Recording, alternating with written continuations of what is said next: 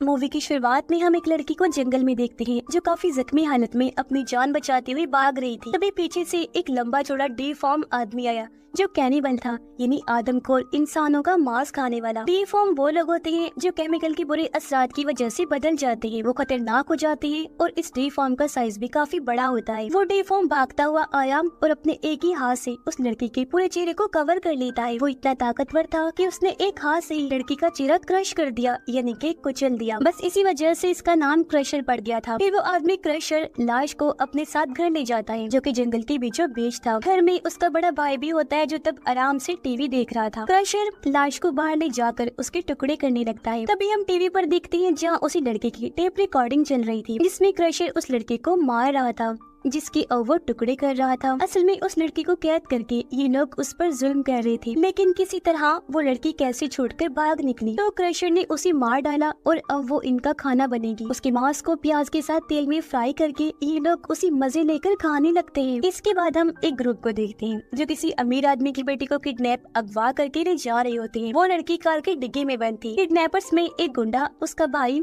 साथ ही एक लड़का और उसकी कजन सैरा थी। सैरा और उसका कजन तो किडनैपर नहीं थे, बस मजबूरी में इन गुंडों के साथ मिलकर ये सब कर रहे थे। ये सब लोग जा कहाँ रहे थे किसी को कुछ मालूम नहीं था, बस एक गुंडा ही जानता था, लेकिन वो किसी को भी बता नहीं रहा था। खैर ये लोग एक गैस स्टेशन पर रुकते हैं। गुंडा कार में ही बैठा होता है जबकि उसका भाई फ्यूल भरने बाहर जाता है। करीब बाद सैरा और उसकी कजन की वो स्टोर के अंदर चले जाते हैं। पिछला दरवाजा खुला हुआ था। अब सैरा के कजन का दिल कर रहा था कि भाग जाए, लेकिन अपनी बहन को यहाँ छोड़कर जाने का उसका दिल नहीं कर रहा था। इनकी कार के आगे एक बूढ़ा आदमी अपने ट्रक में फ्यूल भर रहा होता है। तभी एक शेरिफ आकर उस आदमी से बातें करने लगा, जिससे इन दोनों गुंडों की धड़कन तेज हो जाती है। गुंडे ने तो अपनी गन भी निकाली थी। तभी सैरा और उसका कजन भी बाहर आए तो शेरिफ इन दोनों से भी बातें करने लगता है और ये देखकर तो दोनों गुंडे और परेशान हो जाते हैं। इन्हें डर लगने लगता है कि कहीं शेरिफ को इन पर शक न हो जाए, पर सैरा ने शेरिफ से बातें करके उसका ध्यान भटका दिया। इसके बाद ये फिर से आगे बढ़ जाते हैं, लेकिन रास्ते में गुंडा सबसे बहस करने लगा। तभी अचानक सामने एक बड़ा सा हिरन आ जाता है। तब कार गुंडे से संभल नहीं पाई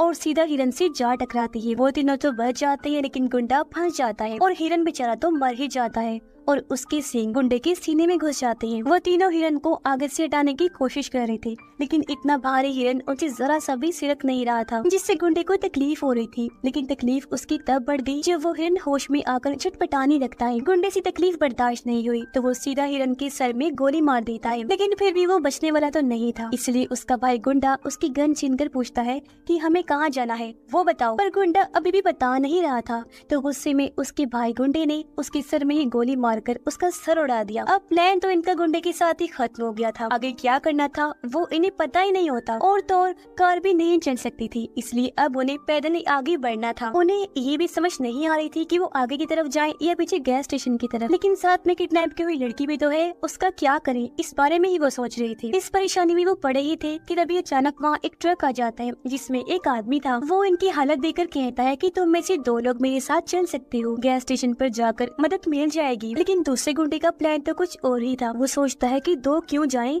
जब हम तीनों ही जा सकते हैं, वो भी किडनैप की हुई लड़की को साथ लेकर, और वो भी पीछे नहीं बल्कि आगे जाएंगे। ये सोचकर गुंडे ने उस आदमी को गोली मार दी, जिससे वो बेचारा गिर गया। हालांकि वो तो मदद करना चाह रहा था। गुंडा दूसरी गोली भी मारने लगा, पर तभी सैरा के भाई ने उसे रोक दिया, जिस चीज का फायदा उठाकर वो ट्रक वाला आदमी यहाँ से भाग जाता है। अब गुंडे का दिल कह रहा था कि वो सैरा के भाई को भी मार दे, लेकिन सैरा की होते हुए वो ऐसा नहीं कर सकता था। खैर अब उनके पास और कोई रास्ता नहीं था, इसलिए किडनैप की हुई लड़की को बाहर निकालकर वो जंगल के रास्ते आगे बढ़ने लगते हैं। लेकिन क्रशर का भाई उन पर नजर रख रहा था। इंसानों को देखकर उसके मुंह में पानी आ गया। कई हफ्तों का खाना उसके सामने था जिसे वो गंवाना नहीं चाहता था। वो सीधा क्रशर को लेने घर पहुंच जाता है, जो कि उदास होकर बैठा हुआ था, क्योंकि वो कहता है कि मेरी नई दोस्त यानी जिसे उसने मार दिया था वो भी मुझे छोड़कर अपनी जान बचाकर भाग गई थी। उसका भाई कहता है कि नई दोस्तें आ गई हैं, जल्दी चलो। तो वो भी हथकड़ियाँ बेड़ियों के तौर पर उठाकर चला जाता है। अब तभी ट्रक चलाते हुए उस आदमी की मौत हो गई थी जो उनकी मदद कर रहा था, क्योंकि उसे गोली लगी थी, काफी खून बह चुका था। उसकी गाड़ी जैसी साइड में जाकर रुकी तो बूढ़ा आदमी उसे देख लेता है और फौरन यहाँ शेरिफ को बुला लेता है। ये देखकर शेरिफ को पता चलता है कि मामला तो सीरियस है, क्योंकि उसे गोली लगी थी। तभी रेडियो पर खबर आती है कि 4 किडनैपर्स एक लड़की को किडनैप करके भाग रहे हैं। तब उन चारों की कार की हुलिये को याद करते हुए शेरिफ को यकीन हो जाता है कि वही 4 लोग हैं जिन्हें उन्होंने सुबह देखा था। तब शेरिफ ने और पुलिस बुलाई। फिर वो खुद भी आगे बढ़ जाता है चेक करने के लिए। इस बीच सेरा का भाई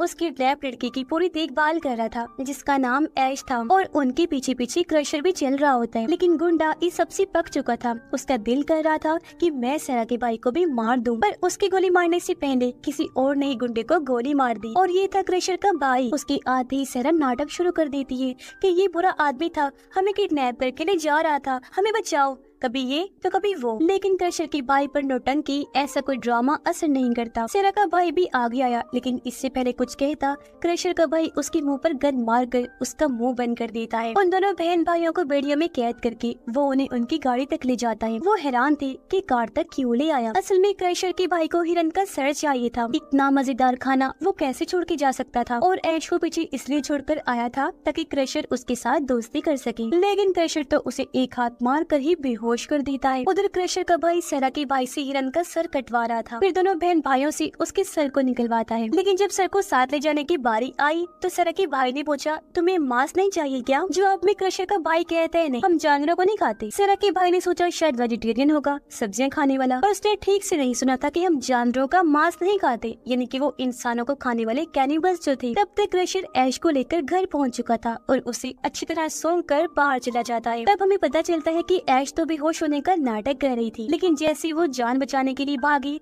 सामान से टकराकर सच में भी होश हो जाती है। इतने में क्रशर का भाई उन दोनों को भी ले आया और क्रशर को देखकर उनकी हालत खराब हो जाती है। हिरन का सर उन्होंने शेड में रख दिया और सेरा से बोलता है, स्माइल कर, मुस्कुरा। तब उसने ऐसे किया, वो झूठी स्माइल कर देती है। इसी दौरान शेरिफ इनकी कार तक पहुंच चुका था, जहां आकर उसका दिमाग चकरा जाता है। कार का एक्सीडेंट हुआ था, लेकिन गुंडा तो गोली से मरा था और हिरन का सर भी कटा हुआ था। आखिर यहाँ पर हो क्या रहा था, ये पहले सुलझाने के लिए शेरिफ को खून के निशानों का पीछा करना था, जो हिरन के सर से गिरता हुआ आगे की तरफ जा रहा होता है। इसका पीछा करते हुए ये भी घर तक अब पहुंच जाएगा। उधर सेरा क्रशर की भाई के सामने एक डील रखती है कि लड़की को किडनैप करके हमें ढेर सारा पैसा मिलने वाला है, आधा तुम रख लेना, बस हमें जाने दो। लेकिन क्रशर के भाई के लिए पैसा कोई मायने नहीं रखता। वो सेरा को लीमू पानी पीने को देता है, पर सेरा पीने से मना कर देती है कि मैं अजनबियों से ड्रिंक्स नहीं लेती। तो क्रशर का भाई अपनी गलती मान लेता है और हाथ मिलाने के लिए हाथ आगे बढ़ाता है। सेरा को लगता है कि अब आया ना लाइन पर, इनसे इसी जुबान में बात करनी चाहिए। लेकिन हाथ मिलाते मिलाते क्रशर का भाई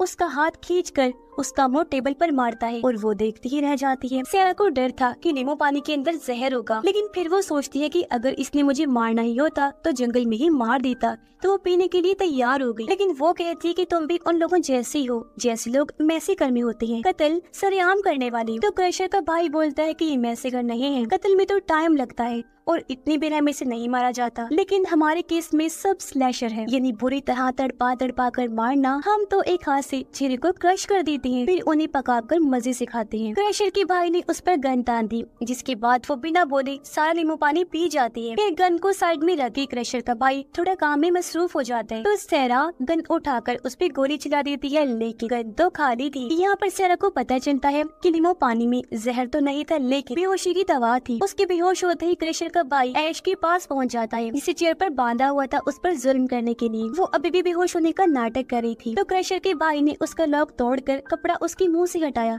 और अब हम उसका चेहरा पहली बार देख पाते हैं। इस बीच क्रशर एक ही हाथ मारकर सेरा के भाई को भी बेहोश कर देता है। उसका भाई क्रशर को कहता है कि ऐश को शेड में ले जाकर बंद कर दी। तब क्रशर उसी तरह ऐश को बंद कर देता है, फिर वो सेरा को बाहर लटका देता है ताकि वो इसे काट सके। ऐश वाला बैग उसके मुंह पर डाल देता है। ये सब कुछ रिकॉर्ड करने लगा ताकि बाद में ये सारा नजारा देखकर वो मजे ले सके। इस बीच क्रशर सेरा के भाई को अंदर ले जाकर चेयर पर बांध देता है। क्रशर का भाई सेरा को होश में लाया और फिर कैमरा के सामने उसे चीरने लगता है। उसकी चीख सुनकर ऐश सोचती है क्यों ना हिरन की सींग से मैं अपने हाथों की रस्सी काट लूं। क्रशर का भाई सेरा को थोड़ा सा काट कर अपना कैमरा लेकर उसके भाई के पास आया। सेरा का भाई पूछता है कि सेरा कहाँ है, तो क्रशर का भाई कहता है लटकी हुई है बाहर। इसी दौरान ऐश ने हाथों की रस्सी काट ली और फिर पैर की बेड़ियों से भी वो आजाद हो जाती है। अंदर क्रशर के भाई ने भी सेरा के भाई पर जुल्म करना शुरू कर दिया था। वो उसके जिस्म के हिस्से पर कट्स लगाने लगता है। ऐश के पास दो ऑप्शंस थी, या तो वो भाग जाए या फिर कुछ करे, लेकिन उसने भागकर कुछ नहीं किया। वो अंदर आ जाती है, एक शॉट गन उठाती है, उसमें गोलियां भरती है और 2 गोलियां अपनी जेब में डाल देती है। क्रशर का भाई सेरा के भाई के जख्मों को लाइटर से जला रहा था ताकि उसका खून न बहे। तब ऐश अंदर आती है और आधी पहले क्रशर को गोली मारती है, फिर वो क्रशर के भाई को गन पॉइंट पर लेकर सेरा के भाई को आजाद करवाती है। फिर उसने सेरा के भाई के हाथों क्रशर के भाई को वीडियो में कैद करवा दिया, जिसके बाद वो तीनों को लेकर बाहर आ जाती है। क्रशर के भाई को वो इसलिए नहीं मार रही थी क्योंकि वो इन्हें रोड तक पहुंचाएगा। सारा के भाई ने उसे नीचे उतारा और देखा कि वो भी जिंदा है। उसने सारा को कपड़े पहनाए और फिर वो चल दी क्रशर के भाई के पीछे। हालांकि चलने में दोनों को तकलीफ हो रही थी, लेकिन चलना मजबूरी थी। ऐश ने तीनों पर गन तानी हुई थी क्योंकि ये दोनों इसके दोस्त तो नहीं थे, ये तो इसके किडनैपर्स थे। तीनों इसके लिए बराबर थी, लेकिन बड़ा खतरा था क्रशर के भाई का। चलते चलते क्रशर के भाई ने सारा के भाई को पकड़ लिया। सारा का भाई ऐश को गोली चलाने को कह रहा था, पर जब उसने नहीं चलाई तो क्रशर के भाई ने उसकी गर्दन तोड़कर सारा के भाई को जान से मार दिया। ऐश अब भी गोली नहीं चला रही थी। तब सारा ने ऐश के हाथ से गन छीन ली और सीधा क्रशर के भाई पर गोली चला दी। अब क्योंकि गन सारा के हाथ में आ गई थी, ऐश फिर से गुलाम बन गई थी। उसने ऐश को गन पॉइंट पर लिया हुआ था। तब किसी ने गोली मारकर सारा का ही सर उड़ा दिया और वो था शेरिफ। शेरिफ को लगा कि सारा ऐश को मार देगी, इसलिए उसने उसे ही मार दिया। शेरिफ ऐश से थोड़ी पूछताछ करता है, फिर उसे कहता है कि मुझे उनके घर तक ले चलो, पूरे मामले की जड़ तक जाऊंगा, तभी यहाँ से जाऊंगा। पर घर आकर उन्होंने देखा कि क्रशर तो वहाँ पर है ही नहीं। ऐश को पता लग चुका था कि अब तो हम गए जान से। वो भागना चाहती थी तो शेरिफ ने उसी हथकड़ी लगाकर चेयर से बांध दिया। फिर वो बाहर जाता है, जहाँ क्रशर ने एक हाथ पकड़ कर ही उसका चेहरा क्रश कर दिया। इसके बाद वो उसकी टुकड़ी करने लग जाते हैं। तब तक ऐश भी हथकड़ियों से आजाद हो जाती है। क्रशर ने शेरिफ के हाथ पांव काटकर हवा में उड़ाना शुरू कर दिए और एक बड़ा सा चाकू लेकर ऐश भी बाहर जाने लगती है। तब क्रशर का भाई अंदर आ जाता है और उसे गन पॉइंट पर कर लेता है, लेकिन ऐश ने जल्दी से वो चाकू उसके माथे में घुसा दिया। अब मरने से पहले वो चिल्लाकर क्रशर को बुलाता है। क्रशर आया तो ऐश ने उसे भी दोबारा गोली मार दी। फिर 2-3 गोलियां उठाकर वो बाहर भाग जाती है, लेकिन क्रशर भी उसके पीछे ही था। अच्छी बात ये थी कि गोलियां खाने के बाद क्रशर थोड़ा कमजोर हो गया था और वो स्लो चल रहा था। इसका फायदा उठाकर ऐश रोड तक पहुंच जाती है, जहां पुलिस भी आ गई थी। लेकिन रोड पर जाने से पहले उसने क्रशर की आंखों में आंखें डालकर उसे चैलेंज किया कि आ जाओ, पुलिस के पास जाऊंगी तो, लेकिन तुझे मार कर। पर क्रशर इस बात को नजरअंदाज करके वहाँ से वापस मुड़ जाता है। फिर ऐश भी पुलिस के साथ वहाँ से निकल जाती है। रात को पुलिस उस घर में पहुंची तो क्रशर दूर से उन्हें देखता रहा, फिर मुड़कर जंगल में चला जाता है क्योंकि वो पुलिस वालों को मारने की तैयारी के लिए गया था। यानी मौत का सिलसिला एक बार फिर से शुरू होने वाला था, क्योंकि बेशक इसका भाई मर गया था, लेकिन अब क्रशर अकेला ही सबको निपटा देगा और अपने भाई का बदला भी लेता रहेगा। और इसी भयानक एंडिंग के साथ ही ये कहानी भी इधर ही खत्म हो जाती है।